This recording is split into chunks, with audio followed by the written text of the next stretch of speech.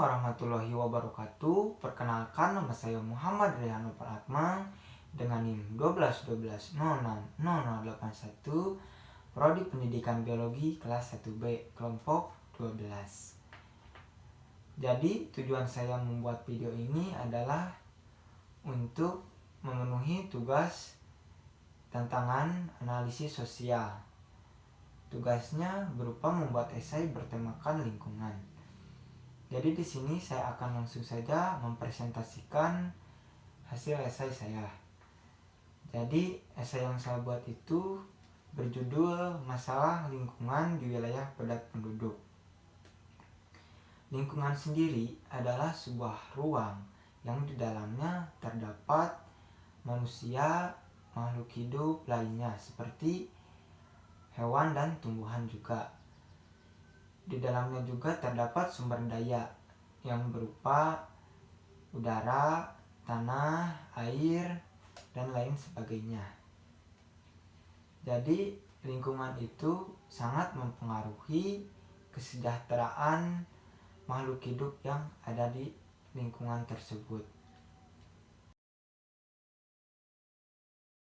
Saya akan menjelaskan mengenai apa saja masalah lingkungan hidup yang terdapat di wilayah padat penduduk. Mungkin kita sering mendengar di media-media televisi banyak yang membahas tentang masalah lingkungan hidup. Namun di sini saya memiliki 4 masalah kompleks masalah lingkungan hidup yang terdapat di wilayah padat penduduk. Jadi saya menyimpulkan ada 4 masalah utama.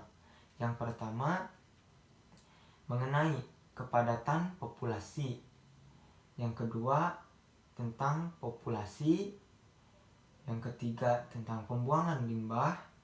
Lalu yang terakhir tentang sedikitnya ruang terbuka hijau di lingkungan padat penduduk.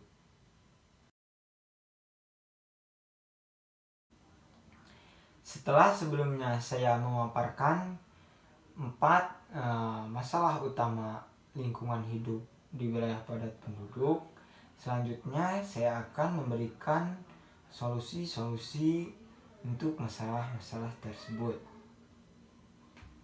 Yang pertama, untuk masalah populasi, saya akan memaparkan 3 solusi. Yang pertama, transmigrasi. Yang kedua, pemerataan lapangan kerja, dan yang ketiga adalah program keluarga berencana atau KB. Masalah kedua adalah masalah polusi. Di sini saya memiliki 5 solusi. Yang pertama adalah beralih dari kendaraan pribadi ke kendaraan publik. Dengan begitu kita bisa mengurangi polusi dari asap kendaraan bermotor. Lalu yang kedua adalah bersepeda atau berjalan kaki bila jarak yang ditempuh dekat, seperti di negara maju Jepang, mereka lebih banyak memakai sepeda. Lalu yang ketiga, tidak membakar sampah. Mungkin di sini masih banyak yang membakar sampah untuk mengatasi timbunan sampah. Namun di balik itu semua, pembakaran sampah dapat mencemarkan udara karena di dalamnya bisa jadi ada zat-zat beracun. Keempat adalah mengurangi penggunaan listrik. Mengapa mengurangi penggunaan listrik adalah solusi dari masalah polusi?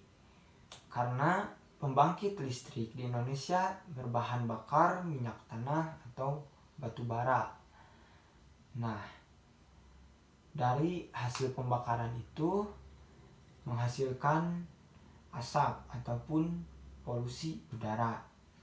Dengan kita menghemat penggunaan listrik, kita dapat mengurangi kinerja pembangkit listrik dan mengurangi polusi. Lalu yang terakhir adalah menanam tanaman. Selain di taman, kita juga dapat menanam tanaman di sekitar rumah ataupun di teras rumah kita.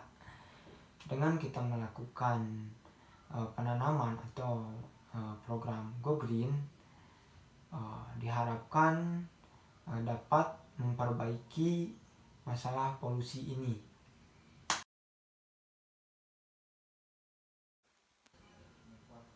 Lalu untuk solusi masalah ketiga adalah pembuangan limbah.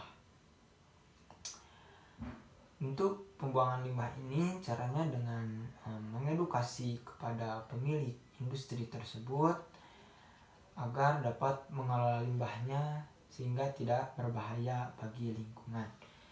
Limbah sendiri dibagi menjadi 4, limbah padat, limbah cair, limbah gas, lalu limbah B3 atau berbahaya dan beracun. Untuk yang pertama, limbah padat, kita bisa dengan cara penimbunan terbuka, sanitary landfill. Yang ketiga, bisa kita daur ulang limbah padat itu. Dan untuk limbah cair, kita dapat menyaringnya terlebih dahulu, melakukan penyaringan atau filter, membuat filter. Lalu untuk limbah gas sendiri, kita dapat mengontrol emisi gasnya itu sendiri. Lalu untuk limbah B3 atau berbahaya dan beracun, kita bisa memakai sumur injeksi untuk pembuangannya. Yang selanjutnya adalah solusi untuk permasalahan ruang terbuka hijau. Sebetulnya untuk RTH atau ruang terbuka hijau sendiri telah diatur dalam Undang-Undang Nomor 26 Tahun 2007, peraturan yang menetapkan minimal dalam suatu kota itu harus memiliki RTH 30% dengan komposisi 20% ruang terbuka hijau publik dan 10% ruang terbuka hijau privat. Namun dalam realisasinya kadang tidak berjalan dengan semestinya. Untuk itu, agar berjalan dengan baik, kita memiliki langkah-langkah. Yang pertama, menetapkan kawasan yang tidak boleh dibangun. Lalu membangun lahan hijau. Ketiga, mengembangkan koridor ruang hijau di kota. Lalu peningkatan kualitas ruang terbuka hijau di kota. Lalu menghijaukan bangunan. Dan yang terakhir adalah memberdayakan komunitas hijau. Di sesi kesimpulan, sebetulnya solusi masalah lingkungan hidup ada beberapa yang sudah diatur oleh pemerintah. Namun dalam jalannya peraturan pemerintahan tersebut perlu ada andil masyarakat di dalamnya untuk mengkoreksi jika kepala pemerintahannya keliru. Karena bisa kita lihat sendiri ada beberapa kasus kepala pemerintahan yang hanya mementingkan kepentingannya sendiri, sehingga ruang-ruang terbuka hijau digantikan dengan proyek-proyek yang lain, sehingga ruang terbuka hijau menjadi sedikit. Nah, untuk itu kita harus berani mengkoreksi pemerintah jika dalam tugasnya pemerintahan keliru. Lalu yang terakhir, kita juga wajib ataupun harus menjaga lingkungan kita sendiri. Bisa kita mulai dari lingkungan rumah kita bersihkan, kita tanami tanaman dan yang lain sebagainya untuk memelihara lingkungan kita menjadi lebih sehat, sehingga kita nyaman tinggal di lingkungan wilayah kita sendiri. Mungkin cukup sekian presentasi esai dari saya. Kurang lebihnya mohon dimaafkan. Wassalamualaikum warahmatullahi wabarakatuh.